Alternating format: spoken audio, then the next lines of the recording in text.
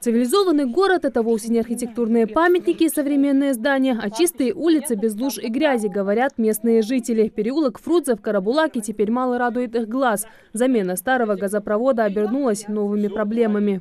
Уже с весны 5 месяцев мы ничего не видим, никаких изменений. Газконтора, которая прокладывала, я звонил, который здесь был, этот подрядчик, он Андрей, кажется. Он говорит... Я говорю, до этого, когда вы ложили, вы говорили, что вы все сделаете. Все. Обещали людям, что все здесь будет идеально, сразу дорогу проложат, все сделают, как было, хотя бы как было. А здесь была очень хорошая дорога. Для местных детишек это в буквальном смысле дорога к знаниям. Если в сухую погоду проблем особых нет, то в дождливое время пройти здесь невозможно, сетует Вахидат Бекова. Не то, что вариант. Ход уже невозможно ход поуек.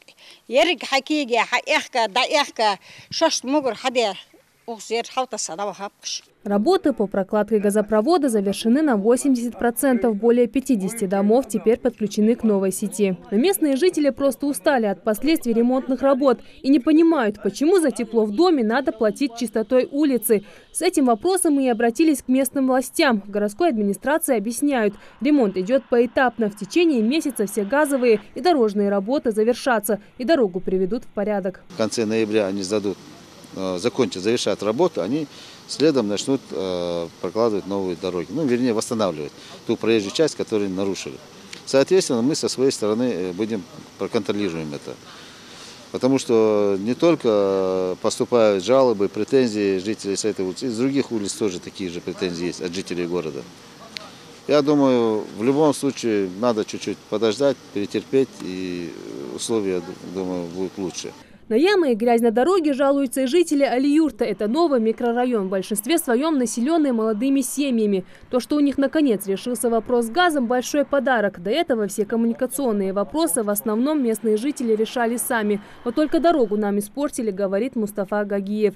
Он и обратился в нашу редакцию с просьбой разобраться в ситуации. Вот сейчас как-то можно выехать, можно и заехать можно. Ансакир диалари. Все. Не выедешь, не заедешь. Вен гуж мдир хажич, мышки юх яет фадяди. До один хочу, ты ашки да вахшор, ба солдок топор был, снят. Машин да обычно до шан шадах кадла, баргу доршан зикя. Я же турбо сум ахцу, прямо проезжий полотно, то я нагасан низкий теча, низкий харсах теча, харсах, где да хаус мышки да айя. Прямо проезжий полотно, да хасу, да хай, баргу душа. Когда комфортная среда станет удобной для жителей микрорайона, с этим вопросом мы обратились к местным властям. Дороги у нас во время закладки самих участков были сделаны. Грунтовые такие дороги с покрытием местного балласта.